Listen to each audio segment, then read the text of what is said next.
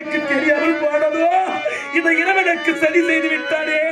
இந்த தாயை விட்டு வரதையடா மதிவுரைத்து அவதரித்த கர்ணா, இந்த நாடால பிறந்தவனே கர்ணா, இந்த குந்தி வயிற்றில் பிறந்தவனே கர்ணா, பாண்டவருக்கெல்லாம் பிறந்தவனே கர்ணா, கர்ணா கர்ணா என்று எழுப்பா. மகனே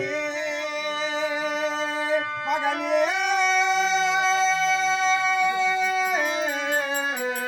கண்ணா கண்ணா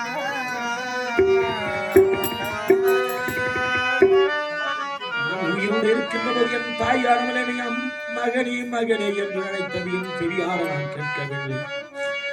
ஆண்ட பிறகு என்னை என் தாயானவள் மகனே கர்ணா மகனே கர்ணா என்று அழைக்கும் தருணத்திலே என்னை பார்த்து இழுவத்தார் இன ஜாதியா தாய் பேர் தெரியாத தருதலை என்று உரைத்தவர் எல்லாம் கண்ணனானவன் என்று உரைத்தான் அல்ல, தாய் அறியாதவன் இல்லை.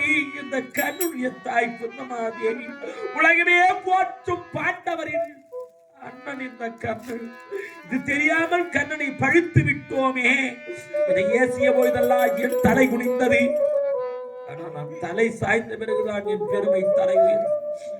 என் தாய்னார் யார் என்ற உண்மை இந்த உலகத்திற்கு படைச்சாற்றும் நேரத்தை தம்பிமார்கள் ஓடி வந்து அண்ணனை கொன்றுவோமே என்று அழுவார்கள்.